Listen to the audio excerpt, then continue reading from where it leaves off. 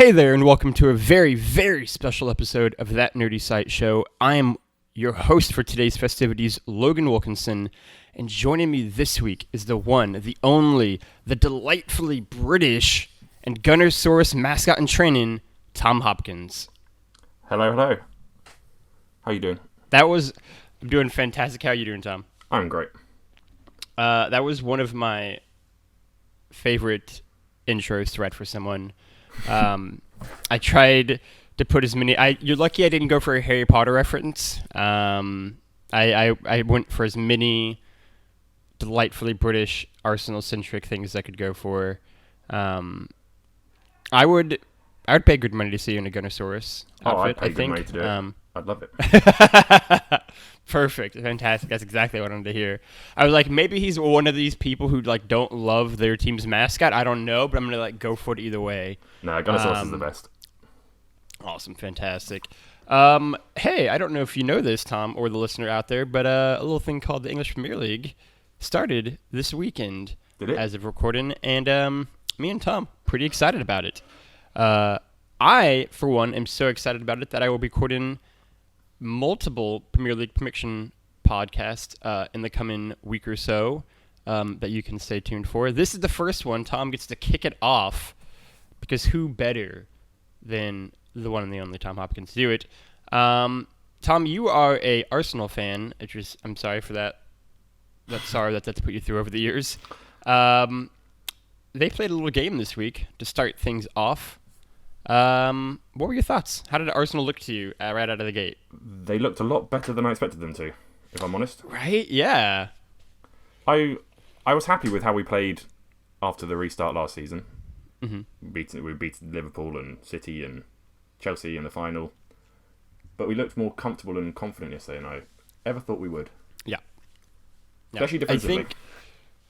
That was the one for me. I think I expected Arsenal to look really good on the offensive side of the ball, but it was the fact that I think as a cohesive unit, they actually really surprised me with how put together they were, right? And we'll get to our predictions for our top 4 and top 6 later on the episode, but it definitely made me be like, maybe I do need to bump up where I have them, just like a spot or two, because they looked very good against, admittedly, perhaps not, a heavyweight in the Premier League right now, but nonetheless looked very, very good. Arsenal got 3. Fulham tragically got 0. I think on the other end of the spectrum, what I will say as well is that for me, it was maybe another indication, as I'll tease for later on this podcast, that maybe Fulham is going to have a bit of a rough time in the league. I'm not particularly optimistic about their chances this season, we'll say. And this kind of further solidified that for me. Yeah, I think they're going to struggle. Their squad's just not good enough. They haven't bought enough new players. The squad that started yesterday was almost entirely the squad that struggled to get promoted last season. Yeah, and it's definitely a thing where I try to, obviously, you have to be a little bit more forgiving for teams that are just promoted up because there's going to be that learning curve. But I think, especially when we look to what Leeds did, I was like, these teams are just competing at very different levels, I think, and are going to have very different kinds of seasons in the Premier League. I just don't see it in the same way from Fulham as it did from Leeds or, I guess, from the other teams that I think are going to be in that kind of bottom tier. Yeah, I agree. Leeds had a confidence to them that people like West Ham didn't yesterday, Fulham didn't. Yeah. There's something to them. Yeah, and I think before we get to Liverpool Leeds games, because I will have thoughts, delightfully so, as a Manchester United fan, but I think, what was your general takeaway after the first match for Arsenal? How do you feel? What are you kind of thinking about what might lie ahead the next few weeks here for them? I'm more confident than I was even just a few days ago. Yeah. Considering how many injuries we've got defensively, we've got 8 centre-backs, but only 3 of them are fit at the moment. Yeah. So some of them will be leaving, some of them won't ever play, Yeah. some of them I have doubts about anyway. So David Luiz, he'll start most games when he's fit, Yeah. whether people like him or not.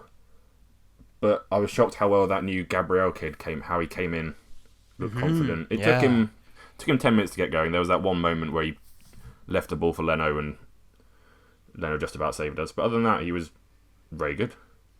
He should be for an expensive new signing, but for his first game since March after the French League was stopped early, it's encouraging at least.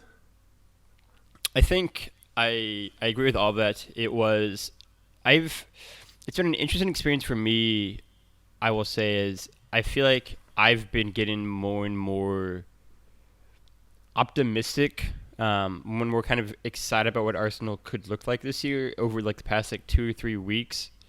And then today was that culmination of being like, all right, yeah, like they can do something, I think, here. And at the very least, the worst thing I think I'll be able to say about Arsenal this year is that like I think they will be fun to watch. And I think I always will kind of get a kick out of seeing what they do over the 90 minutes, because they, I think, are just going to be an enjoyable team to kind of view each weekend. Yeah, we've got some exciting forward players. Aubameyang's up there with the best, genuinely best maybe the best the striker. Yeah, I was going to say, yeah. But yes, that was Arsenal. That was Arsenal's game. We're going to quickly now run through the other games from this week. I think really the only place to start that makes any sense is Liverpool versus Leeds. It was, I think it's fair to say, the game of the weekend so far. Liverpool ultimately won 4-3 over Leeds, but God, this was like the Rocky movie of Premier League matchups in the opening weekend. It was a back and forth game. I honestly just am even more in love with Leeds than I already was. I think they're going to kind of make these teams fight for every single point. They're so, like, I had so much fun watching them. Plus, as a United fan, I really just enjoyed seeing Liverpool struggle. And I am also curious, and I'm interested to see your thoughts about this as well, is like, at what point does Liverpool begin to just be stretched a little thin? They've been at such a like high pace for 3 years now, essentially, with very little new blood. And I think in this kind of weird shortened break, fast-paced season that we're about to go on, when does that really begin to kind of take its toll? Because I think I'm also just seeing some of these legs really just begin to kind of look a little tired out there. Yeah, so I don't think it's quality they're missing. They need a depth. They need a little bit more depth in a couple of areas. I think they need one more centre back. Yes. I think they need. I agree. I don't think they need numbers in midfield. I think they need a midfielder to freshen things up. So Fabinho, I think, is excellent. I think Henderson's good, but Wijnaldum might be off to Barca. Keita is still struggling. The links to Thiago they'd be great for them. They'd be perfect for them. Yeah. And I also think that they need a backup for Firmino.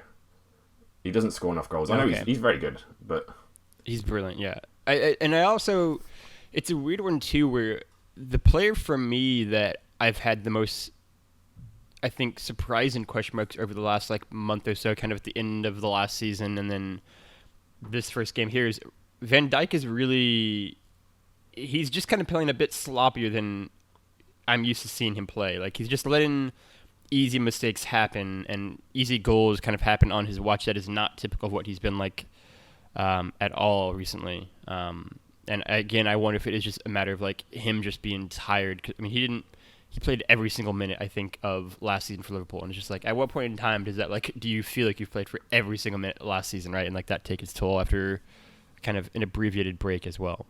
Yeah, it might be complacency. Having the same squad and sticking with the same people, you're gonna just take your eye off the ball or your foot off the gas a little bit. Yeah. I think that's probably what they're doing. And I think, and Liverpool is also one where I am curious how not having the fans in there will affect them, in the sense of like there's just such a vocal atmosphere, right? And I feel like they're ones too who, like, their fans will be, I feel like players almost be held a bit more accountable, right? Like, the fans would kind of be screaming at the top of their lungs at like kind of some of these silly goals that they let in. I would say at least 2 of Leeds' goals were just sloppy defense on Liverpool's part, and I do kind of wonder what effect playing in kind of this more like sterile arena where like there's no sounds at all. The kind of almost like the disorienting nature of that. Even still after all this time, and Liverpool is one that I think really could kind of be affected by that more so than some other teams. Yeah, I think the quietness of having no fans in the stadium is helping some teams. Like for Arsenal in particular, I've noticed that I agree. Water breaks at the end of last season. Arteta's able to shout instructions to improve the team quicker than he would if fans were in the stadium. But you're right, for Liverpool, having fans in the stadium would push them to not be as complacent as they might be. Yeah, and I also think if they had had fans in the stadium at the end of last season, I think they would have kept their foot on the pedal a bit more than I think they ultimately did. Because I think once they won the title, they were just kind of like, we did this, right? And they were just kind of took it off the gas a bit more. But ultimately, all that being said, Liverpool, I think, as an attacking force, is still just absolutely incredible. That what they do, I think, even after it's been 3 or 4 years now, I'm still just blown about how finely tuned that attack inside of Liverpool is, and even with the questions on defense, and I think not questions, but some, like you said, kind of not quite as sharp as it maybe could be in midfield. That I think what they do on the other side of the ball is just absolutely lethal. And come on, Mo Salah is just. He's kind of otherworldly in his own right. Oh, his goal yesterday was phenomenal. That finish is outrageous. Absolutely, yeah. He's already leading, obviously, the race for the Golden Boot. I expect him to be there all the way through to the end, unless we have another 45-year-old Jamie Vardy winning it again, which I will also applaud. He's playing now. But yeah, Liverpool won. For Leeds, what were your kind of big takeaways from watching them, and how they kind of held themselves over the 90 minutes? I think it's more the way they play than the quality of their players that stands out. Yeah. Bielsa's managed to get a lot out of them. Of players that I didn't watch a lot of the Championship last year, so I don't know a huge amount about the players. But they're not players I'm particularly aware of. I know Phillips has been great, but Bamford's inconsistent. They play this weird 4-1-4-1 formation that's actually quite defensive, but they still manage to press really well. Mm-hmm. My favorite thing about Liverpool is the fact that they have Harrison in the lineup, who is an old New York City Football Club alumni. So we're getting some MLS representation in the Premier League, which I always enjoy. And yeah, his goal was great. Leeds, as a spoiler alert, is obviously not going to be in my top 6 when we get to that prediction later on. But watching them play and just, I think, seeing the clips I saw of them in the Championship last season, I feel pretty confident that Leeds to me is pretty clear-cut going to be the team out of the 3 that were promoted that is going to succeed the best this season, I think. I think they just kind of seem like they have a different caliber than the other 2 squads, and I almost feel like they almost feel a little bit like this season's Wolves, where like they're going to come out and they're just going to throw everything at you, and they are just going to, I think, really just going to make you fight for every point, and they're just going to throw things at you, and they're just going to go for the goal. And I really think I could see them doing pretty well, right? And if I had to pick, I would say somewhere between 10 to 13th is kind of where I have Leeds picked in my mind. I have them doing pretty well, actually. Yeah, that's what I was thinking. I was thinking maybe have a similar season to Sheffield United last year, sort of. Yeah, that's a great comparison. 8th and 13th sort of area. If they finish top to half, that'd be a fantastic season for them. I don't think they can finish any higher than that, but. No, I don't. I don't see them cracking into the top 6, or even top 7 or 8. Because I think, Leicester, Everton, where they kind of flirt in there too. But I think absolutely, again, like you said, 9th or 10th, if they can make it in the top half, that I think they would gladly take that result. Especially after so long out of the top flight. leads to me looks very good, looks very sharp, and I'm very excited to kind of see what they can do over the next few weeks from here. Yeah. And most important for me too is just they look very fun. I'll be excited to see more of what they can do over the next few weeks. But enough about that, because now we have to move on to Crystal Palace and Southampton. And can we just take a second to talk? I know this is a segment later on the episode, but god damn, do I love Crystal Palace's kits. I just utterly, they're so good. They also played well enough. Getting the victory. It's 1-0 win over Southampton, but man, they looked good doing it too, which is the most important thing, I think. Turns out Wilfried Zaha is pretty good. Who would have figured? That's a surprise. Yeah, it's no one saw it coming. I really enjoyed Roy Hodges on the sideline still, looking positively like every grandpa you've ever met in your life. Maybe 75% aware of kind of what's happening. It's a weird thing, and this might come as a surprise for you, Tom. I don't know, but like, out of all of the American soccer fans, as we call it here, I know and like watch it and like all the soccer shows I listen to, there is a weirdly strong cohort of Crystal Palace fans in the States. Really? Like they have a very large fan base that is not befitting their size, right? Like I would say once you get out of kind of the top 6, they're one of the next biggest. Like they have I would say Palace and West Ham have 2 of the biggest fan bases in the States. West Ham, I understand. Crystal Palace, that does surprise me. Yeah, Crystal Palace has a very big fan base. Again, like my roommate she unfortunately is a massive Liverpool fan, but we get past that. But she also very much cheers on Crystal Palace as well. She loves Crystal Palace.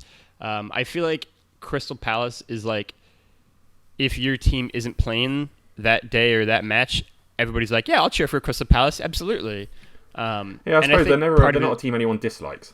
That's probably why. It's very much that, and I think it's also the thing too of like, after losing the first what was it, first 8 games a couple years back, and then like still managing to survive that year. Like I think there's just some sort of like charm to them as well. Like they plug away. They somehow found back like way to come back from like that terrible, like literally like the worst start in like 100 years. And there's just something charming to them, and also their colors are really good, guys. We're talking about that. But no, they looked good. They certainly looked good enough. I would not describe their performance as fantastic. They've got a lot of injuries at the moment, especially in defence. They do, yeah. And I think for me, watching the Palace game, I expect Palace to have another Palace season. Like I would probably put them around like 14th in that area. Like I think they'll probably like, I don't think they'll be in a battle to like avoid the championship, but I think they'll be like just above that battle is what I would say. Southampton is one where I don't know. I need more time on them. It was an interesting performance. They had a few good shots that maybe could have gone in, maybe should have gone in. I would say this is maybe out of the 4 games from yesterday, maybe kind of the low point in some ways, in terms of excitement. But no, I mean, what did you take away from Crystal Palace and Southampton? I've only seen the highlights of it. I didn't watch the full match, but Southampton's season depends so much on how well Danny Ings plays and whether he gets injured or not. And that's the same kind of for Palace as well, whether they keep Zaha or not. I think Do you he'll think stay. they will? I think he'll stay because they want too much money for him. He's not as good as the amount of money they want for him. If they want 50 million, no one's going to pay that for him. He doesn't score enough goals for that. But he's still their best player. Do you think that Danny Ings can win the Golden Boot? No. Okay. I don't think Southampton won away last year. Yeah, I just don't think Southampton enough chances. Will get enough chances. Don't think they'll win enough games for him to. Yep. Compared to Aubameyang and Salah and Vardy. I just think they've got more chances to score Vardy. goals than Ings will. I don't think Southampton will have as good a season as they did last year. I agree with that. I very much agree with that. I think ultimately I don't see them going down, but I think they're going to have...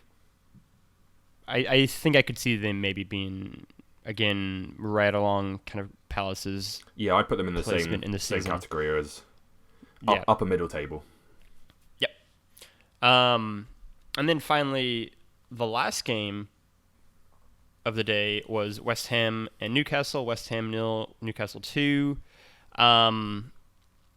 This was an interesting one because I will admit some of my biases here. I do find West Ham charming. I just have I've enjoyed West Ham for years. I just find them charming. There's absolutely no reason for it. I can't explain it. They're just like Thomas the Tank Engine, the little engine that could. I just want them to do well. And Newcastle has for years to me been like just Newcastle, just this big brute, and they're black and white kits. This was weirdly, I think, closer than the kind of the final result shows it to be. West Ham had some really good chances, actually, that they just kind of let slip through their fingers. Having said all that, I'm still very concerned about West Ham come the end of the season. I don't know if this team is one built to make it, and I still am looking on West Ham for someone that I can really hang my hat on and go like, this person is one that like in key moments can really help put them over the top, and I just don't know if they have that kind of player on their squad. Yeah, I agree, and I don't think David Moyes has what it takes to get more out of the players that don't have the individual quality. Yeah, I think, I mean, I just have very few positive things to say about David Moyes. He started a rough patch for United, but David Moyes to me just seems like that perennial coach who just somehow manages to not do particularly great, but just keep getting new jobs. And I just don't really understand it. I've never found, I mean, ever since like Everton, I guess, but like otherwise since then, it's just been like, you're not really doing spectacular where you're going, but you're just getting more and more jobs. And I don't really understand it. It's like the Premier League thinks they can only pick from like a pool of like these 12 candidates continuously. Yeah, that's it's becoming less true. He's he's like one of the only surviving of the Pardew and Allardyce gang of managers that used to just rotate through all the clubs that got relegated. Every single club, yeah. They just swap positions. Sunderland and West Ham and West Brom, they just rotate managers every season. Sunderland. And Moyes is one of the only ones that's left of that gang. Yes, but Newcastle looked very good on the other end of the thing. I maybe feel a little bit better about Newcastle. Certainly I didn't look down on them, but Newcastle's also one for me, and I'm curious your thoughts on this, Tom, where like they're such a... I feel like these past few years, such a up or down team. Like I would not describe them as having any sort of level of consistency, and they can be really great one week, and then the next week they can be truly dreadful. Yeah. And so again, every year I've always had kind of a hard time pegging where I think they'll fall on the table, because they could just go on this 4 or 5 week stretch where they're just lights out, and then they could just as easily go the next month and not score a single goal, and I just never really know what to expect out of them. They're always a weirder one for me. Their squad generally has a lot of churn, so they'll lose a lot of players and bring a lot of players in, and their seasons often ride on how well the new signings perform. I think Callum Wilson is a fantastic signing for them.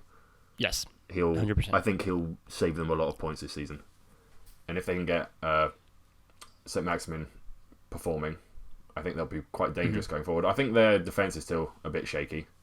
They were going to sign Rob Holding from Arsenal on loan, and then Arteta changed his mind, apparently. But ultimately, both these teams, I say with the skin of my teeth in West Ham's case should ultimately be fine. I don't think either one I don't have dropping down. And Newcastle, again, I probably peg 10, 11, 12, somewhere in that range of the table. I think West Ham will struggle a lot more than Newcastle will. Yes, 100% especially with the start of the season. Have you seen their first, 8 fixtures? No, who do they play the first 8? I think they play all the big teams in a row. Let me see if I can find the list. 2 seconds. So they've got Arsenal next weekend at the Emirates. And then they've got Wolves and Man City and Chelsea and United all in the first few games of the season. God. Yeah. Yeah, I mean, again, I would probably, right now, before I see how they do in that stretch of games, I would have West Ham probably 16th or 17th. All right, I found the list. So it's Arsenal away next weekend, and then Wolves at home, and then Leicester away, and then Tottenham away, and then Man City at home, and then Liverpool away. God damn. They could lose every one of those games. Yeah, they could have 0 points after 7 games very comfortably. Yeah. We'll see about West Ham. That's an unfortunate run to the table there. But enough about all these other boring teams, because now we're going to talk about Manchester United, a little squad. You might not have heard about them that much. Pretty low key. I am, Tom, very, very, very, very cautiously optimistic, I think, about United this season. I think that we could do something certainly better than last year, I'd hope. I think we could make a run for the quarterfinals of the Champions League. Okay. I'm ambitious. That is big. Ambitious. Top 4, I think we have to. But I think closing the gap on Liverpool and City. We get to talk about Manchester United, when we're going to do our predictions for the season. And I'm going to be honest right now, I still don't know if I have United 3rd or 4th. I keep flipping back and forth with Chelsea. But I think that we will build on what we did last season. I just think that, and again, it's because I'm very cautious, optimistic. I actually think that United would be better if they got rid of Paul Pogba. I agree. Okay. I didn't know how you were going to take that take. At a certain point in time, I just think that what he's adding to the squad is more and more outweighed by just all of the negatives around him. I think, for me at least, Pogba has just kind of, at this point in time, in his time with Man United at the very least, has just committed to being I'm just not really going to play defense that much. And you're just going to just kind of, that's just where I'm at. I'm just not going to do it. I'm not going to go on that side of the field, really, and cover. I'm just going to let guys kind of run past me. And even offensively, I think there's some sort of diminishing returns on what he is providing to the team. And especially with, I feel like the plethora of talent that we have on that side of the team, I just don't know really what Pogba is providing in term against what he's kind of detracting from the squad. I think he offers something to a team that no other player in the world does at the moment. But he needs 2 extra midfielders alongside him to work. He can't play in a 2 in midfield. He's too attacking. If you think when he played at Juventus, he would play alongside Pjanic and Matuidi, who are both more defensive players than him, and they'd let him go forward and attack. United don't have the other midfielders really to play with him. They'd have to play 2 of Van der Beek and Fred and Matic and McTominay. They'd have to play 2 of them at the same time as Pogba, which limits them going forward. Because I don't think those players are good enough. I think for me too, you also kind of hit the head on the nail where it's just from a midfield perspective, Donny van der Beek, Bruno Fernandes, Jesse Lingard, who I still really love Jesse Lingard, so I think there's still some hope of a rebound. like Nemanja Matic is like obviously I don't know like for a full season how his legs will hold up, but like I just think that there's a midfield unit that doesn't include Paul Pogba that is better than what we're getting here, and like certainly more consistent. I mean, obviously Fred too, and like I just think that I would also like to see. I mean, just there's so much I would tweak about United, and like its formation, I think, and how it kind of presents itself, and like I mean, obviously part of that is like I feel like for so many fans of a club, it's like kind of when you're really getting into the sport, what did the team look like? And that's probably your favorite for me, like version of what your team should look like consistently, especially if your team did well then. Which for both me and you, Arsenal and United were doing well when we were growing up. But just Pogba, I just think, especially as someone who played sports, like I think taking into account, just like I feel like he's just a toxic force in that locker room. Like I cannot believe that he is really uniting the team together and really bringing them together and really kind of rallying them all to a common cause. Like that does not seem like who he is. I think like Scott McTominay is a person who is not going to bring the team together necessarily, but can be someone who can be on the team for the next like 10 years maybe if we're lucky. Yeah. And he actually kind of really continues to blossom. And Fred is young too, and like we have this, and obviously Van der Beek as well, like a young budding midfield lineup, and I just don't. Part of my thing, and I'm curious what you'll think as well, is that like I'm almost at the point after all these years where like I don't even know if I know what Pogba wants to be. Like that's the thing. Like I don't know what he wants his role to be on this side. Even like I feel like even he's like not really clear what he wants. He just knows that he doesn't want this, and I'm like, well, that is not necessarily a helpful strategy either here, though. Yeah, he's similar to Mesut Ozil at Arsenal. The whole situation is yes. he's a luxury player. If you want to play Paul Pogba and get the best out of him, you have to build the whole team around him. He has to play in the left of a midfield three, marauding down the left wing and interacting with it'd probably be Martial in the United team. Yeah, if you can get the best out of him, and every week, he would go straight into your team. Mesut Ozil's the same. But if he's not up for that, if the manager can't get the best out of him, he's better not playing at all. Yes. But from a negative on the team to a positive, I feel like this might be Rashford's another big breakout year for him. Like there have been some things. I know Mark Ogden read about how like he doesn't think Rashford necessarily has it in him to be like a 30-goal scorer, 30-goal season scorer, and I agree with that. But like I think I could see Rashford getting anywhere from like 20 to 25 goals this season, with a healthy amount of assists as well, right? Like, and he becomes a player that like I really think can have a standout season this year that matches what he's done off the pitch, which has obviously been extraordinary. Yeah. And also like I just love Marcus Rashford. He's just so cool. You know what I mean? That's the thing. Like he just exudes cool.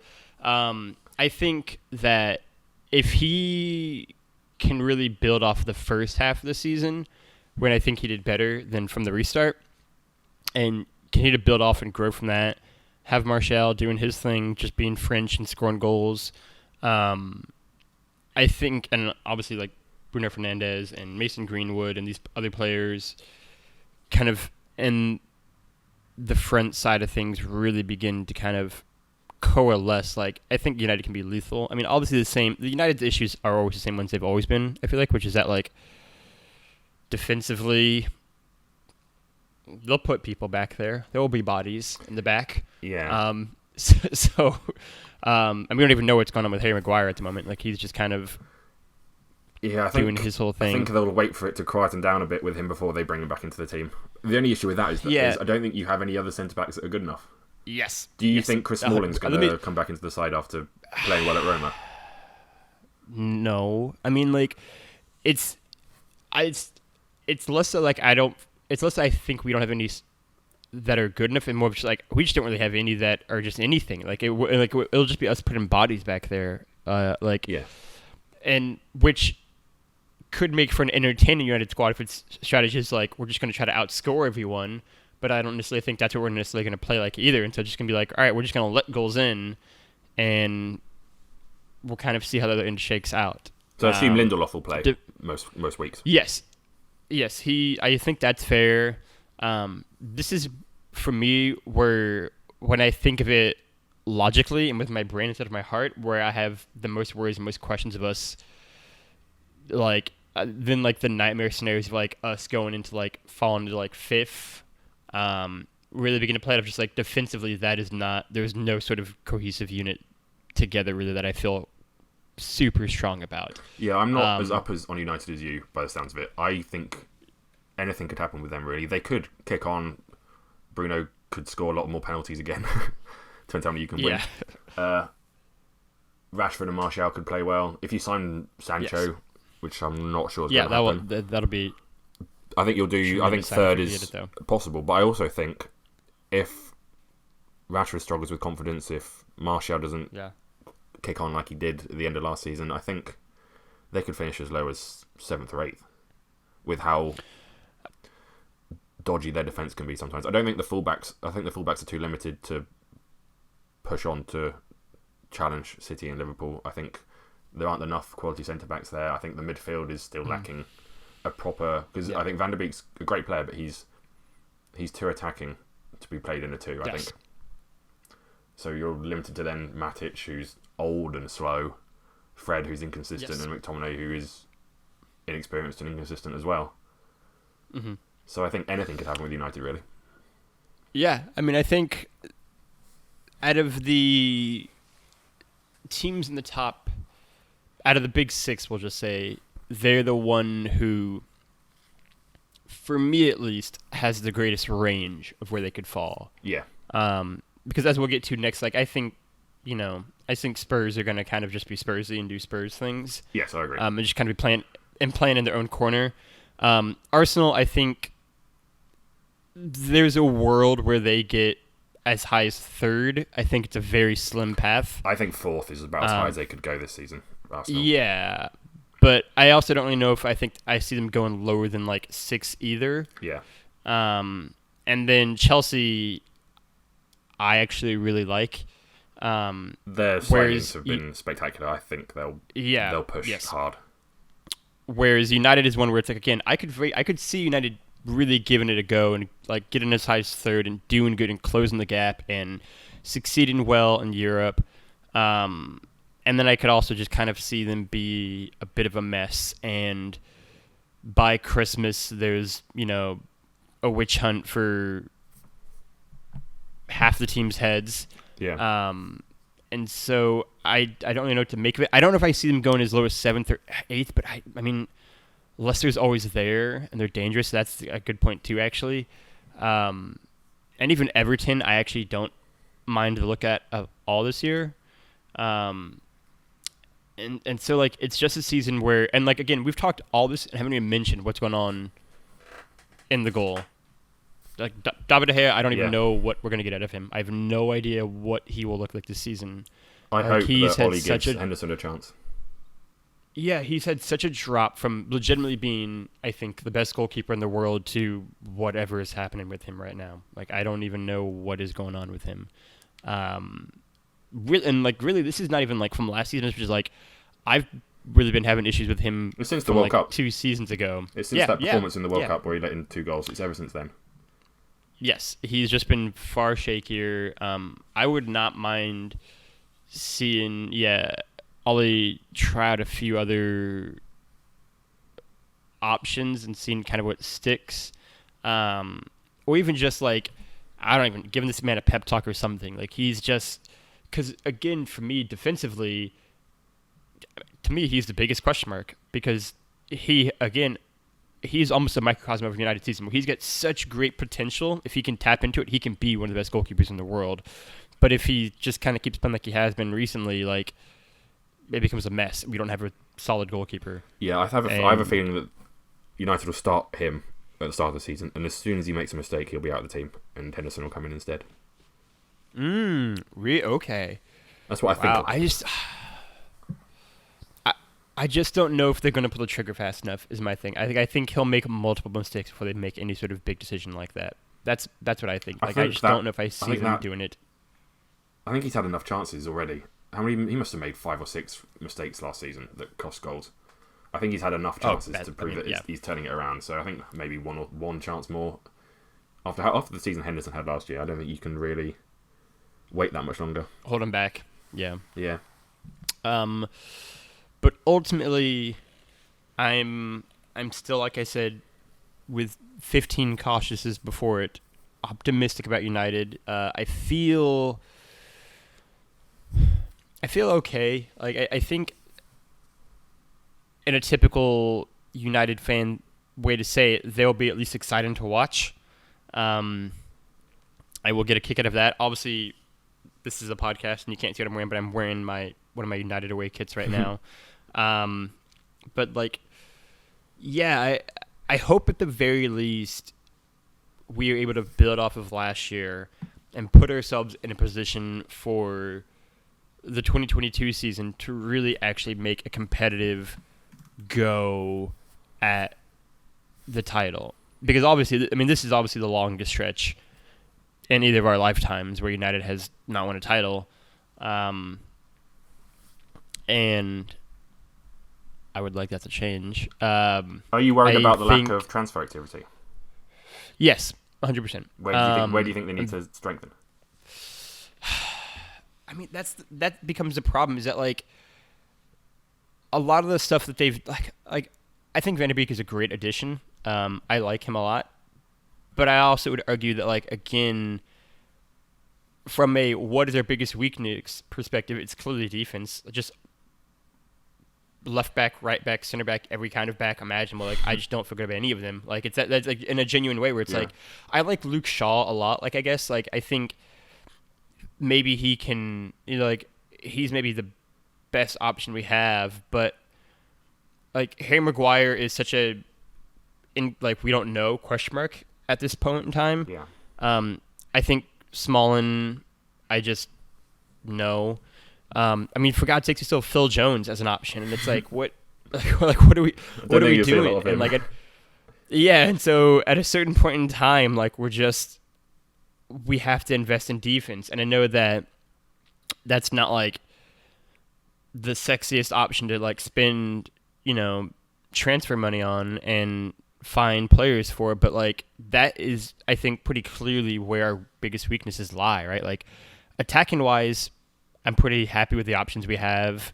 Midfield wise, I think there's a lot of inexperience, but I think Van de Beek and McTominay, I think they will grow and learn a lot this season. And like long term, I feel good about both of those prospects. But defensively, I mean, we don't have any real like young talents back there that I'm like, yeah, they're gonna be with the team for years to come. At least not at this point.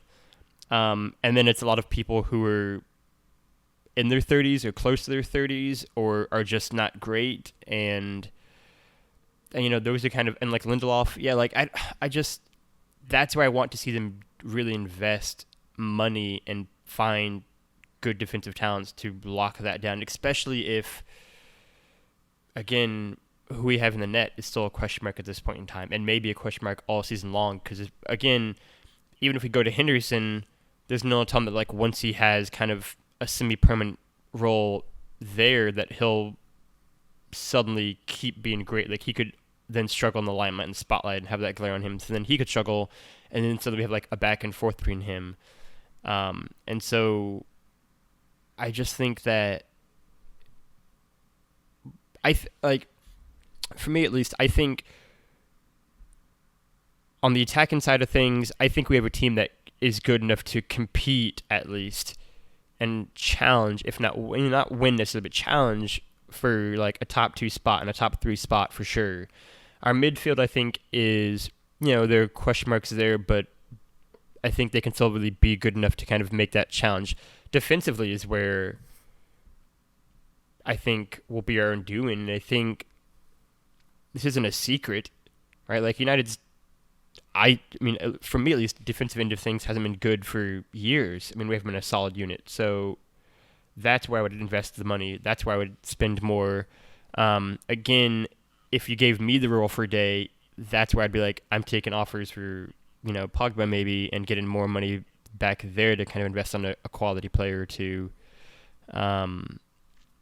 Because I just don't know. And going forward and watching, obviously, when they start up this week and then going forward, that's where my eye will be in terms of, all right, do we need like an emergency purchase or like in the next few weeks before the window closes on the defensive side of things? I don't think you need an emergency purchase. I think you've got the numbers, you've just not got the quality. I think you need more attacking numbers, if I'm honest. I think Rashford, Greenwood and Martial are great, but after those three, you've not got a lot. Because I don't think Daniel James is good enough. No, absolutely not. That's an easy one. That's an interesting that you go for the attacking side of things. I also don't think those three players are consistent enough to rely on. They don't have the consistency of Mane and Salah. They don't have the unstoppable quality of Aguero and Aubameyang. I think they're good. I think all three of them are great. But I don't think they have the quality or consistency that other teams' attackers do. I think it's just for me that I fully expect Rashford to just grow this year. Like, I think it's going to be a good year for him, and he's going to keep growing.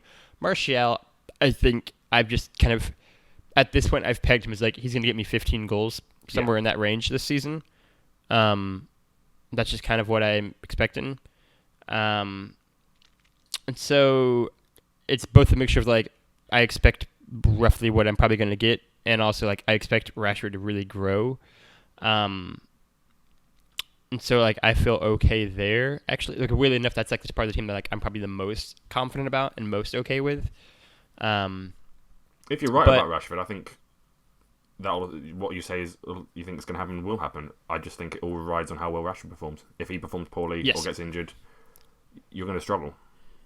Yes, I think this is definitely a season where like Rashford is the most important player because so much hinges on how he performs. To that point of like, if he really thrives this year, I think the team is going to do well. And if he struggles or God forbid if he's injured, I think that team really begins to kind of fall in on itself. Yeah. But enough on United for now. We're getting to what you've all been waiting for. We're going to pick the top 6 and the bottom of the Premier League table for the 2021 season here. I think, do you want to start at right at the top and then work our way to number 6, or do you want to go 6 to 1? Which one do you think makes the most sense? 6 to 1. 6 to 1? Yeah. All right. I will let you go first as the guest. Who is your number 6 team for the season, Tom? My number 6 team is Spurs. Yeah, that makes sense. That's mine as well. I think they'll do as Spurs do. They'll do very well some weeks and very poorly other weeks. It all depends on how how crazy Mourinho goes. If he falls apart, the team will fall apart. Mourinho is he's such a weird human being. Like, he's almost like an alien who thinks is what humans act like kind of thing. Like, he's just otherworldly in that way, not necessarily in the positive. I've had a theory for a few years now, and I'm curious for your perspective, especially as an Arsenal fan. Spurs, I think, routinely for me, are the least exciting Big 6 team to watch, and have been for as long as I can remember. I don't think that's true for when Pochettino was manager. I think the last season and a half, maybe you're right, but I think they're just a team who. Gone. I think they're just a team who, because even when Arsenal was bad, they were almost fun to watch because of that. And Chelsea, I think, has been all right, and I like Harry Kane personally for starters. He's clearly one of the most talented strikers of this era in the Premier League. But I would also say that Harry Kane is not necessarily a lightning personality and a magnetic draw either. Like, he's very clinical. He's very good at what he does, and then he just kind of walks away, and that's about it. Like, he doesn't really draw, I think, the same sort of electricity as other top level strikers do. I think that's more of a personality thing than a quality thing. Yeah, I mean, absolutely. Again, I mean, Harry Kane is a freak of nature, I think, talent-wise, absolutely. But I just think personality-wise, they've always been. Maybe that's the word for it. Like, I think Tottenham, just personality-wise, I'm gonna make an NBA reference for you. Tottenham has always seemed like the San Antonio Spurs to me, where they're very good, maybe not quite great enough to like really make a run of it, but very good, very kind of plug away at it each week, make a go of it, but just devoid of all personality. And there are like obviously a few exceptions there. For me though, I mean the biggest reason why I think there'll be 6 is because I think Mourinho is gonna at some point in time implode, and I think it's gonna be this season. I hope so. It's gonna start. It's just I think the magic is beginning to slip away from him a little bit. And to be fair, like I think it kind of started with United, but like I think it it's just started kind of with Chelsea he's before losing that. it. I think it started when he got sacked from Chelsea the second time. Maybe, yeah. That third I just don't know really if he's got it at this point in time, and I also just think that Spurs didn't really make any big splashes, or hasn't so far, at least in the market. They seem like the same team largely from the past few years that didn't win, and didn't make a go of it, right? Like, and also, I don't know really how much they've recovered from losing the Champions League final. They've just sort of felt a little off since then for me. And so I just think they're going to be 6. I could very easily actually see a world where Leicester slip past them or Everton slip past them. Yeah, I was going to ask on what how teams bad. You think. I was going to ask what teams you think might challenge the top 6. I think Wolves might be up there. That's what I was going to say. Depending on how bad Mourinho implodes, like I think it's very possible that like Spurs could fall to like 9th place, and Everton, Leicester, and Wolves all pass them. Yeah. Because like again, for teams that are like honorable mentions that aren't necessarily going to be in our top 6, because I think our top 6 are all the big 6 squads here.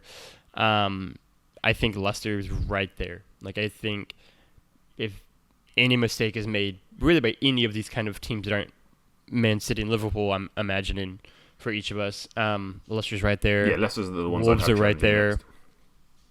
Yeah, Wolves and Leicester are right there, and then Everton is 1-2 where like they could go one way or the other, but yeah, I think Everton all depends on how their new signings fit in. Yes. On paper, but having James Rodriguez, Decore, and Allen as a midfield 3, I think James Rodriguez will play from the right-hand side, but having the 3 of them on paper they're fantastic players. It all depends how they fit in. But Spurs for me is, at this point at least, I think the clear cut they're going to be 6. I agree. And they could slip to 7th or 8th, depending on how Mourinho just kind of keeps it all together. Yeah. So who's your 5th place team then? This is where I struggled. So 4th and 5th I think could be either way round. I'm going to be biased and put United at 5th. Ah, okay. Which might give away who I've put at 4th. Give me the pitch for why United is 5th. I don't think they have the all-round quality of any of the other 4 teams. And they don't have a player like Aubameyang like Arsenal do. They don't have a defence like Liverpool do. They don't have the numbers of quality like City do, and they haven't had the signings that Chelsea have. Mm-hmm. No, I mean for me, I have Arsenal 5th. I actually have really 3, 4, and 5 all pretty close, as I kind of alluded to earlier. I could see it kind of going a few different ways. I actually really like Arsenal this year, as I kind of said earlier in the episode. Like I think the past few weeks have really been growing on me. I think they'll be fun to watch. I would describe this Arsenal season as like I think they're a year away from like actually maybe competing for real kind of trophies. Like I think this is gonna be kind of a learning experience season for them. Like I think it's gonna be they're gonna get 5th. They're gonna do well. They're gonna have some bad losses. They're gonna have some great wins. And I think probably at the end of the season they're gonna hit a really good stride. but I could see the first few months kind of being them having some adjustments. But if we were doing what team do you think would do really well in 2022, I actually have Arsenal being that kind of team, especially if they can pick up a good player or two in next summer's transfer window. I really think they could really if we sign one of the centre mids we're linked with, that Thomas Partey from Atletico Madrid or Aouar from Lyon, but particularly Aouar, I think we'll have a much better chance this season if we sign one of those two. But so part of the reason I put United in 5th is I think Ollie is the worst manager of the 5 teams left. Ooh. I don't think he has the ability to get a lot out of the players when they're underperforming. I think I will say that I think he's the... If something goes bad, I think he's the one who's most likely to get the axe. Yeah, I think. agree. Because I think each of us are on the same page. We're like, I don't think either one of us really think he's going like catastrophically awry at Chelsea. Whereas things could go bad at United or Arsenal.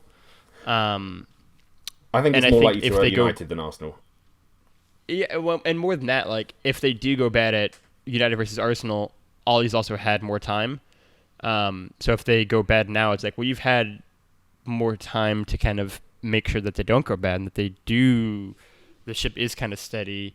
And Ollie's had times since he's been United manager where he has struggled, where the team has struggled. Yeah, he has shown that he takes him a long time to change the fortunes of a team. Make adjustments. Yeah, when it goes wrong, it doesn't take him 3 weeks to get it sorted. It takes him 6 months. I think for me, ultimately, I have Arsenal 5th. But I also we're obviously not attaching like points tallies to this as well. But like I would say that like it would be something like Arsenal is at 69, United is at or Chelsea are at 71, and then the other one is at 75. Kind of, I think they're all going to be actually pretty closely bunched together. I think 4th and 5th would be very close. Yeah, so I think this could really flip, and could genuinely depend on the head-to-head matchups of who kind of gets the edge over the other one. But right now I have Arsenal 5th, which I assume means that you have Arsenal at number 4. I do. So give me the pitch on why they are at 4th. I think they're still a couple of signings away from matching Liverpool, City, and Chelsea now after who they've signed. But I think Arteta has the ability, and he's shown it, to improve Arsenal in ways that we've needed. I think the defensive stability's there now. Well, it's on its way to being there. And I think he's just got the squad together in a way that I think they'll be more confident and more exciting to watch than under Emery, especially. I think really this is a year where all of the top 5 teams that we each, I think it's pretty clear, are going to have picked now, are going to be exciting to watch, which is exciting in and of itself because that necessarily hasn't been the case for some of the past few seasons. And Arsenal's one for me where I'm actually pretty excited to watch them play, especially on the attacking side of things. I think they have so much. Again, I think they have the potential. I agree with you that I think they're 1 or 2 signings away from matching Liverpool and Man City, which is again why I split hairs and kind of had them be 5th versus 4th. But ultimately, I actually really like what they could be. And again, I could see them potentially creeping as high as 3rd place, depending on how they if they gel together really well, really quickly. And again, their first match looked very well. I have to make the decision right now with a gun to my head. I'll have United at 4th, and I'll have Chelsea at 3rd as a tease to obviously that spot. But I think this is all very close. I think points are separated in 3rd through 5th. I obviously like United. Obviously, I'm biased. I have more, I think, faith in their attacking side of things than you do, it seems like. Yeah, I think so. I am expecting Rashford to have a big year. I'm expecting Martial to kind of be consistent and pretty solid throughout. I'm excited for what Van de Beek can do, and I expect McTominay to keep growing as well. And I think Maguire will be back and then kind of have something to prove, a bit of a chip on his shoulder as well through the season. And so I'm somewhat optimistic as you can be right now with United about them. I think, like I said before, my kind of goals are to make it to the quarterfinals of the Champions League, to really make a go at kind of closing the gap for sure. I mean, I think they're like 33 points back from Liverpool at the moment. I, would like that to be cut considerably, and kind of close the gap on City and Liverpool, and then really make a go of it, right? Like, I don't think they need a trophy. I don't think a trophy is a must-have this season, but like possibly looking at something like the FA Cup, and making a real go of it there, maybe. Like they I think can do that, and just improving on last season. And my biggest thing for United this season is laying a foundation for them to do really well in 2022, to really finally be there, to like make a run at Liverpool, to make a run at City, to make a run at Chelsea if they're thriving well, to be in a position to kind of finally come back and be a title contending team. Right now, I think, as you kind of touched on earlier, they're one or two players short. Defensively, I think they're very shaky and full of question marks. I don't know what's happening in the back of the net. There are a lot of like what ifs about United that I'll acknowledge. But at the moment, their potential outweighs the risk for me enough to where I'll have them at fourth, just ahead of Arsenal, just behind Chelsea, who I assume is who your number 3 team is. Yes. Mm-hmm. Why is Chelsea third? I think they've strengthened in most of the areas they needed to. I think Timo Werner is going to be one of the stars of the season. They've got him for half as much as he's worth. Yeah, it's honestly... He's a £100 million player that they've got for £50 million somehow. I think it's just he had 1 year left on his contract, I think. But I think he'll hit the ground running. I think he'll score tomorrow when they play Brighton. I think he'll be one of the best players of the season, and Havertz, Ziyech are both fantastic players. But the only question mark is their centre-backs. I don't know how good Thiago Silva is going to be. He's old and never played in the Premier League, and the rest of their centre-backs are all a bit suspect. Do you think... But I'm also curious... Do you think that Silva will be a permanent fixture in the starting lineup? Because I could see him actually being someone who comes off the bench as well and being that kind of more role player role over time as well, and kind of in situations as well. Like, I don't necessarily know if I see him always being in the starting lineup. I think he'll start. I think he'll start every week. I don't think they've got any other options. I think he'll start alongside Zuma every week, and then Rudiger will come in when he's needed. Because I think Tomori's off on loan somewhere. Christensen's not good enough. They signed that Malang Sarr kid who I think is going on loan somewhere. I think he'll start every week. And then they'll buy... I don't. In a season or two time, I think they'll buy some huge name at centre-back. Yeah. Maybe one of the French kids from Leipzig. Chelsea's one for me, and I think obviously we're on the same page, it sounds like, because they're my third team as well, where I think they're so clearly put down so much on transfers this season and made so many big signings, and this is a team that I think certainly Chelsea expects to hit the ground running pretty fairly quickly. Obviously the biggest question mark is like how well this team will gel together. But yeah, I mean, I expect Chelsea to really kind of do big things this season.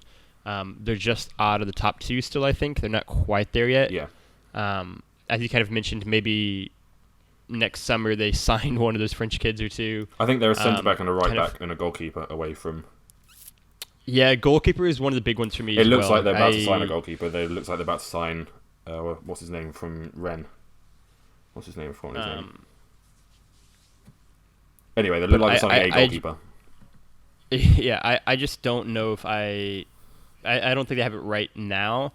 And again, a little bit like Arsenal, I could see them being a team who improved drastically in their result last season, and then going into like the 2022 season, they pick up that one or two signing they need, and they are going for the jugular of Liverpool and City in terms of like really making a title challenge of it. I think they're going to be very exciting to watch. I think as we'll get to after this, their kits, both of them, I utterly love actually, which is like apparently somewhat divisive. I love their away kit. Yeah, I really do. It's been a journey, but I got there in the end. It's a process, but that's where I found myself at. Their home kit is okay, I think. It's their third kit that's dreadful. The third Crystal Palace kit. I don't know if I think any third kit is particularly great across I think it's a rough year for third kits across the board, honestly, this year. Yeah. None of them are as bad as United. Yeah, like I don't know. But yeah, on the whole, I actually like Chelsea. I like their odds. I think I could also see Chelsea being a team who, they finish in third in the league, and then they hunt for a trophy somewhere else. Like I could see Chelsea winning the FA Cup, making a run it there to get a trophy. Like I could see them doing these things to kind of pick up some silverware somewhere else. But I think they're absolutely going to be good. I think they're going to close the gap on Liverpool and City. I'm actually fairly optimistic about what they could do this year. But now, Tom, is what we've all been waiting for. The top two teams, who do you have winning and being runner-up this year in the Premier League? I have gone for City in second and Liverpool in first. But I think it'll be significantly closer than it was last year. Mm-hmm. Give me the defensive Liverpool first and City second. I think Liverpool still have the explosive power to just blow teams away that City don't necessarily have, I don't think. Just the way they play is a way that a lot of teams, especially the smaller ones, just can't deal with. They can't cope with Salah, Mane, Firmino all just running straight at them in the way they do. City will drop points because they control a game rather than blow teams away. But I also think Liverpool might struggle a little bit more than they did last year, just because they've won and they might take their foot off the gas, I think. So, I agree. I have Liverpool winning it and City getting second. I think that Liverpool, in the simplest terms possible, are just the best team in England right now. Like, I just think, push come to shove, I just think they're the best team still. Yeah. I think that exhaustion will play a part potentially. But luckily for Liverpool, City have also been going at such a high rate for so many years that like exhaustion would potentially take a toll on them as well. And just like mental exhaustion too, of just playing at such a high caliber for so long. Like mentally, it can be hard to sustain that if you're not replenishing the team with new players. Yeah, I think City have a much deeper squad. Yes, if this I 100% agree with that. Shorter season does catch up with them, they've got more options. If Mahrez gets injured, Bernardo Silva can play. If Aguero gets injured, Gabriel Jesus can play, and they're not losing as much quality as as Liverpool would with their replacements. Yes, I also think that neither team is going. I do not think this is going to be like a 99, 100 point season for either team. No. I think I see both teams probably getting around like 85 to 90, like 2 at the most. Like I think it's going to be a bit more of a grueling match for both squads. Yeah. This is a tight, compressed season. They're each going to be tired after the shorter break. And also, I think they're just closer to each other this year. I think that it is going to be a bit of a slugfest. Ultimately, I think, as you kind of mentioned, Liverpool as a force, I think I trust more. I think defensively, I think attacking-wise, like, if you give me, like, pick a starting 11 for each team who is better, I think Liverpool's a little bit better. And, like, granted, I'll acknowledge that, like, this is a weird one for me as a United fan because it's kind of my worst case scenario of like these two teams being the best teams for like a few years now. Yeah. But I'm actually a United fan who dislikes City more than Liverpool. So I'll give it to them on that. Also, like, I just really think at this point in time, I think I like Klopp as a manager better than Guardiola, in terms of what he does for his team. Like, I think he just gets every single thing out of Liverpool. I think his players genuinely love to come play for him. And I think Pep is a manager who I think can over time be a little exhausting. I don't know long term what City's future looks like. I don't know how long I see Pep being there for. Yeah, I agree. Whereas I think Klopp very clearly will be very content to just be the manager of Liverpool for years to come. Yeah. And so there's also that. I think also playing in my mind a little bit is the fact of, like, I wonder too if push comes to shove, if City don't push more chips into making a run at the Champions League over the Premier League title. And so they maybe invest a little bit more in that direction, which allows Liverpool a breath of air to kind of make a late push to kind of really put them away. But for me, ultimately, it's as simple as, like, I think Liverpool are just the best team. I think Liverpool, on a good day, I think Liverpool are one of the 2 or 3 best teams in the world. Yeah. I think I really do think they're right up there with Bayern Munich. And then at the moment, I think it's Bayern Munich and Liverpool are the 2 best teams in the world. Yeah, and this obviously is a podcast about the Premier League, but, like, I think what is happening with La Liga, like, I don't know if I really love Barcelona or Real Madrid to really make a serious push at it. And then PSG, I think, are just kind of the Buffalo Bills of international soccer, where, like, they're just never going to quite maybe finish getting it to the Champions League final and winning it. So I think, again, on any given Sunday, Liverpool could, I think, beat any team playing in Europe right now. And I just don't know if I believe the same thing for Man City. I think it will be closer. I do not think it's going to be an 18-point gap. I think it will be significantly less than that. But in the end, I think Liverpool will just have enough to win it. I think they could also very seriously make a go at the Champions League. I will say this, and it pains me as a United supporter. I think if the season had not been obviously paused and they'd been able to go for the Champions League and the title at the same time with everything building and fans in the stands, I think Liverpool really could have made it all the way to the Champions League finals. I think the delay actually hurt them because they basically knew they had the title sewn up. Then they won the title, and they just think they took the foot off the gas. They didn't care anywhere. They were just like, we got it in the bag. We don't need to be worried about it. I think their Champions League exit was kind of fluky in that way. Weren't they out before it was paused? Because they played Atletico in Madrid. Wasn't it the Thursday before everything stopped? They did, but it was like as things were, like, popping off. Yeah. And so, like, I think if it had been, like, a regular season, like, they maybe could have maintained it. But yeah, I like Liverpool just a little bit more. I think if I had to guess, I would say, like, again, like 91 points is maybe what I'm kind of imagining, maybe a little bit less. And City is probably right there at, like, 87, 88. Like, I think it's going to be very close. I still think it's going to be, like, probably, like, 8 or 9 points down, and then we get to Chelsea. I think you probably agree. Yeah. I think exactly the same. But that's what I think it'll look like at the end of the season is Liverpool winning it again. So now, unless you have any other final thoughts on Liverpool and City, we get to talk about some bad news for some teams, 3 teams in particular. I think, do you want to go 18, 19, and then 20th last? That makes sense to you? Yeah, I think so.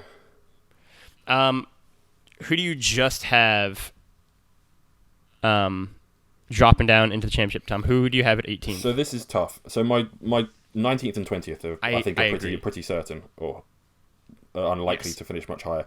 I've got Brighton at 18th, but I have 3 other teams that I think might struggle as well. So West Ham, Brighton, Burnley, and Villa are my 4 teams that I think will. Wow, Burnley too. Yeah, I think those are the 4 teams that will be fighting for survival at the end of the season. You're far more pessimistic on Burnley than I am. Well, they struggled last season. They did. I think I have more faith in them turning around this season, maybe. I actually have Burnley, if I had to peg them at, like, 11th or 12th. Oh, really? I actually think Burnley, I actually really like them this season. I just like Burnley in general. I mean, they're just such a small team that just shouldn't be maybe as good as they are. I think West Ham So and I actually Brighton have are them.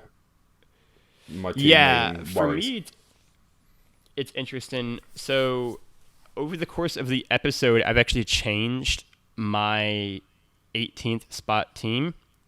And I actually have Southampton 18th. Oh, really? Yes. And then I have West Ham at 17th, and then I have Brighton probably at like 15, 16. So I've actually switched it over the course of the pod, thinking about it and looking at the list more and more and more.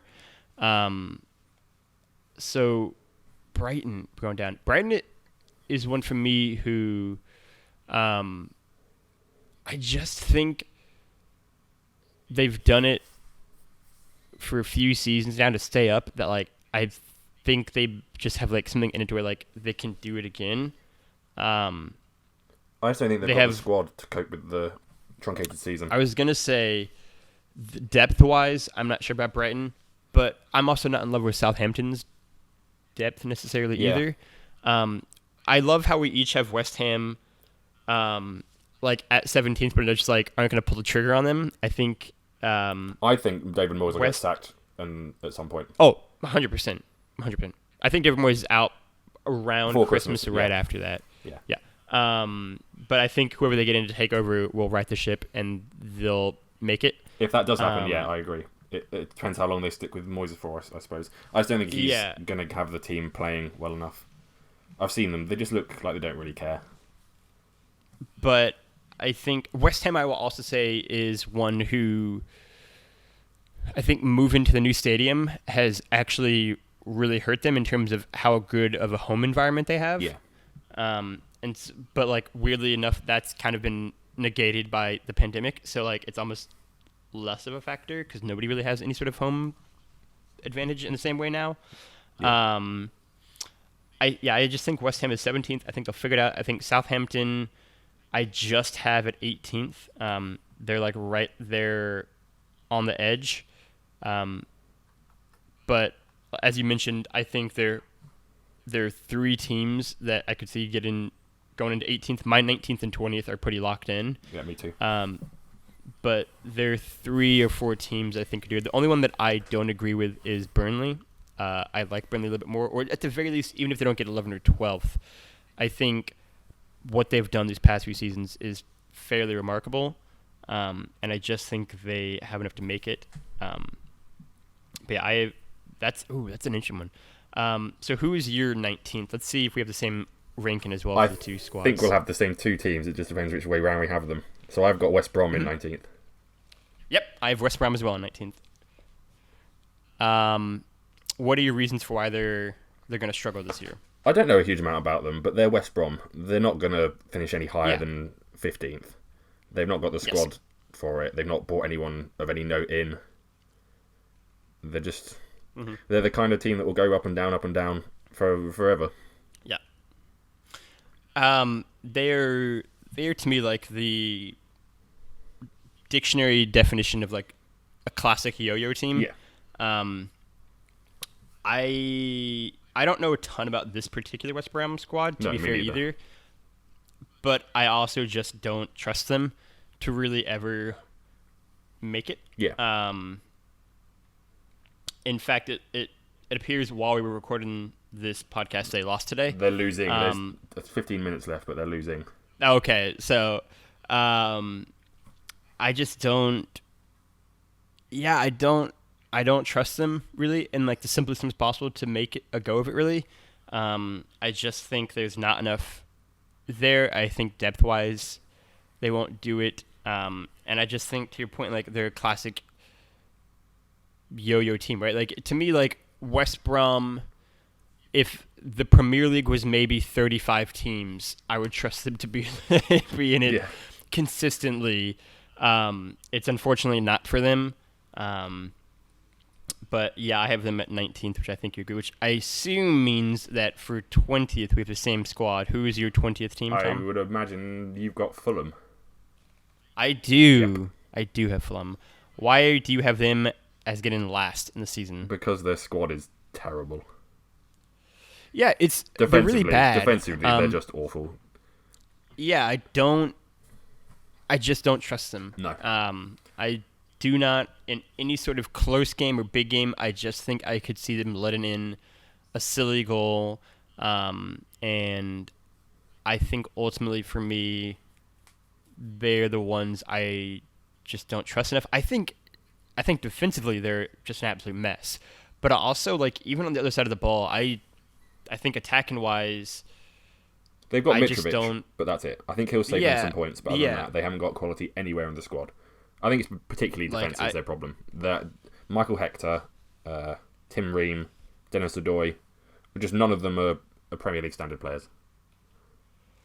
and I think they are one who I think pretty clearly are going to be. You're going to see them just getting outplayed. Like they're just not, to your point, a Premier League team,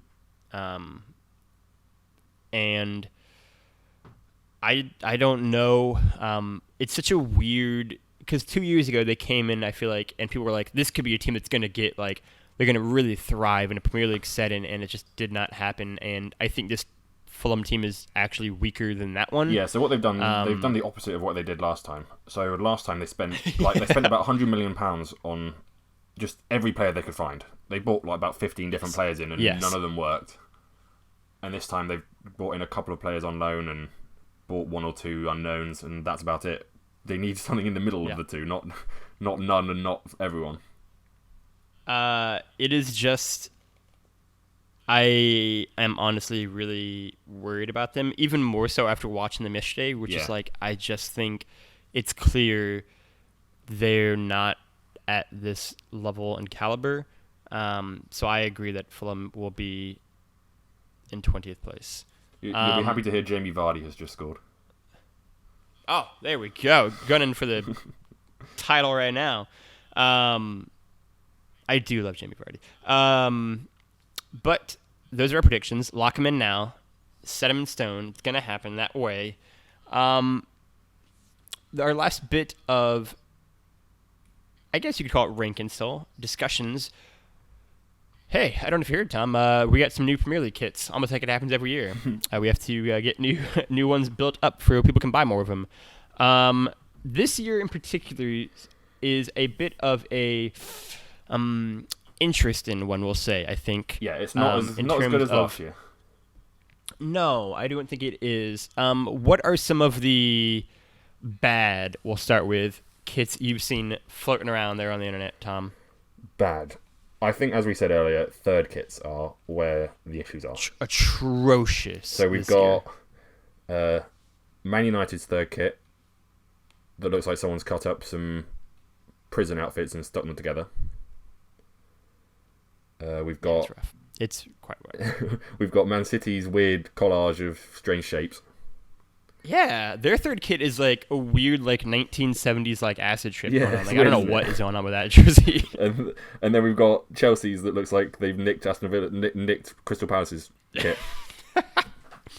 I appreciate Chelsea's because it's so unabashedly just Palace's kit. Like it's like they just took it. It's like, this is ours now. We're just gonna take your thing because we're Chelsea. And like, what are you gonna do about it, Crystal Palace? And like, it's just so unabashedly Palace's. For me, I would be remiss if I didn't talk about what I think is just the absolute bottom of the pile in terms of like non-third kit, like main home or away kit, which is, I think Wolves away is truly atrocious and one of the worst. The one with things. the weird blue. Yeah, it is awful. It is bad. It is like they were inspired by like the mid-90s Taco Bell logo design and we're like, what if we just poorly photoshopped that onto our jersey? Because even I have it literally pulled up in front of me right now. Even looking at it now, it looks like it's not real. Like it looks like somebody just badly photoshopped the blue part of it onto the regular kit, and I don't understand. Like the joke I made to someone earlier is that like there was a meeting where a series of people looked at this jersey and said, "That's the one. That's the one we're gonna run with here." Like it's such a interesting design. As like a tease to this upcoming week for that new site, I am going through and ranking every single away and home kit in the Premier League this season. And it is number 40 for me. It is the worst. It is bad. And I love blue. Blue is my favorite color, but this is not how you do it like that. I also just have to say, because it's important for me, that Newcastle away is also quite ugly. I've not seen Newcastle away. What's Newcastle away? Let me have a look. It is like a weird green orangish color, and if you'd imagine what Newcastle looked like, and then imagined something that is the opposite of that, it would be this. It is bright like neon green. Oh yeah, that's a strange color. Like yellowish, yeah. It doesn't work. It doesn't remind me of Newcastle, and that's also how I penalize certain teams too. Because we'll get to like Liverpool away, which I actually don't think is a hideous uniform in and of itself. It is just not very Liverpool, and so they get knocked for that. It is not a Liverpool-looking jersey. It's like blue, like a blue-green. So I don't like that. My most controversial, possibly, is that like Fulham away, just all they did was make a yellow kit that just dipped in yellow paint and said this is a away kit. I actually kind of don't hate. It is just yellow. It is as bright as the sun, but it's kind of like grown on me a little bit. So I appreciate that. One that I don't know where we'll come down on, because obviously it's going to be about Arsenal. I am not in love with Arsenal's away kit. I'm not in love with any of Arsenal's kits. I don't dislike any of them. Really? I don't dislike any of them. I like Arsenal's home. I like considerably more, but their away kit, I know what it's supposed to be inspired by. I get it. I understand that. I just don't think it works. It looks like someone's been attacked by a tiger. Yes. Okay, I'm glad we're on the same page. But I do quite like it. It's a strange one for me. I do quite like it. More than the home kit. It's yeah. Oh, really? Yeah, I like the home. I strange definitely like the home red pattern on the home kit. And then for me, like United home, I don't hate. Again, it's one where like I understand what the inspiration of it is and like the threads from the logo. I get that. I just think that I would like it if it didn't look like that. If it was just red. Just have it like be, yeah, just red.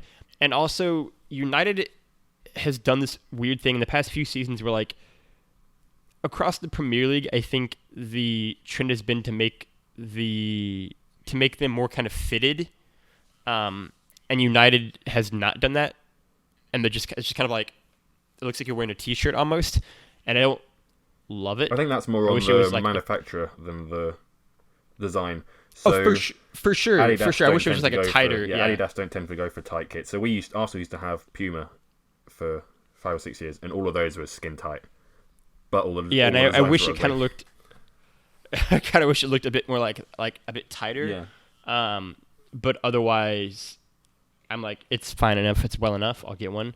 But on the positive side of things, as we've mentioned before, I mean, my top 2 picks are probably going to be Palace at home and Palace away. I've got back and forth of which one I like more. I think both are beautiful.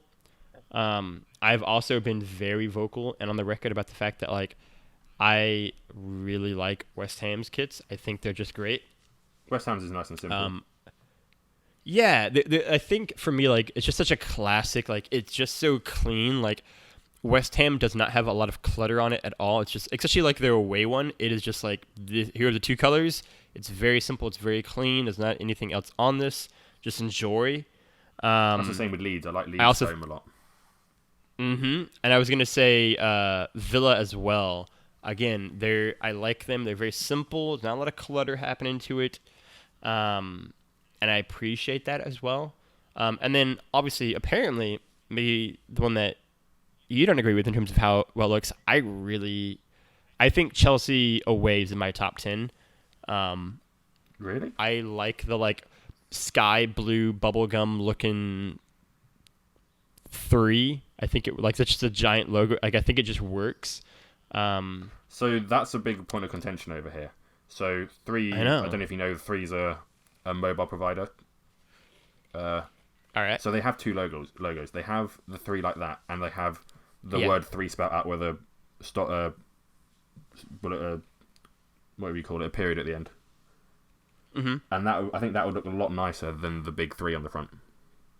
I like the big three. I'm like on board with it actually. And again, like I know like the internet at large has been very like, I feel like people either again like love or hate Chelsea and the three, but like I'm on it. I think their homes are just great. I think that just like the dark blue, and again like there's not a lot happening on the home one otherwise, is really nice. But I I actually quite like the designs. It's the big three that puts me off both kits. It's too big for a sponsor. It's like, but I think it's the fact that it's like they did this weird like bubblegum, like just like it's a weird looking three. I like am okay with, like I like it. I think it works in a way that like some sponsor logos are just like giant and don't work. Yeah, that's an issue for ones like Villa and ones like that where they've got I think they're Kazoo and Betway on the West Ham one. Huge. Southampton's too is just like the logo is just like there's a lot happening on it. Yeah. But and yeah, even Newcastle too with it. Yeah. But I think for me, that's why I stand. What do you think is the best looking kit so far this season? I like Leeds at home. As much as it pains me to say, I like Tottenham's third kit. Yeah, I like their away too. I like the like kind of green away kit as well for Tottenham more than I thought I would. And the kit that's grown on me the most is Liverpool's home kit. Oh, like the green? I don't love the green, but the rest of the kit I think looks excellent. So I agree. I've gone on such a weird journey. Like, I don't think I like the green, but I think I dislike it less than I used to. Like, I think I'm like more like accustomed to it and being like, okay, like it's okay, like it's not as bad as I first thought. I'll agree with that. Like the one for me that again pains me is that like I do not hate Man City. I think it actually like I'm kind of okay with Man City's like home. Like I think like they like cracks kind of look to it. Like it's okay. Kind of works for me. Yeah, it's better than their away and third kits. That's for sure. Yes, I will agree with that for sure. But yeah, Liverpool in the green. Like again, I think a general theme for me this season is that like I get what you're going for. I get the inspiration. I just think you executed it poorly. And that would be one of the cases for me of Liverpool in the green where it's like, I get what you're trying to do. I just don't know if you nailed it. I don't hate it either, to be fair, but don't know if you nailed it. Yeah. Do you have any other kits you want to talk about before we head to... I don't think so. I'm looking through the list of them now, and I think I've mentioned all the ones I hate and love. Yeah. Otherwise, then, what are your... Well, we're going to do this as a final wrap-up here. Your final hopes and dreams for Arsenal this season, Tom. What are your big hopes and goals and dreams for this club? What are the measurements you're going to be grading them on? All I'm hoping for from Arsenal is improvement. Just better than last season. Top four would be lovely. A trophy would be lovely. But all we need is just to be going forward rather than backwards for once. Technically, you already got a trophy. I already got the Community Shield. I don't really count that, but Mourinho would. I love the simplicity of your one-word improvement. I will say for United that I just want to have hope, I think, for the future going forward. Know that we're going in the right direction. Sort of like you said, I feel like United and Arsenal actually sort of kind of in similar boats. Again, fourth or third would be really nice. A trophy obviously would be like amazing, but just competing, being in it, actually like making a competitive run at the title or, you know, the FA Cup or just anything to where like I feel like, okay, we're building and making progress to that next season. We're actually kind of at the point where like we can take that kind of final step is the big theme for me. Rashford being healthy and doing well. Those are kind of all my hopes and dreams are kind of bundled on that 22-year-old. But hope, I think, for what we're building for. Just in a sense that we are building towards something. Yeah. Is kind of my major hope for United. But otherwise, that's it. That's the show. Thank you all for listening if you made it through This will be, again, as I mentioned, the first of either 2 or 3 Premier League predictions that will be happening in the coming weeks over here at That Nerdy Site. If you liked this podcast and anything else you heard over at That Nerdy Site, you can go to patreon.com/thatnerdysite and you go support us there like all of our wonderful patrons have. Shout out to them. They keep the lights on and make shows like this and like That D Plus show and That News You Care About, which are 2 shows that we only do because we hit our Patreon goals. Happen, so thank you all for that. Again, you can go over to patreon.com/thatnerdysite. You can also go like, subscribe, share, tell your granny about our podcast, and go rate and reviews over on iTunes. It really helps and makes me smile. And somewhere in the universe, Trevor Starkey will just start smirking. And don't we all want that in the world?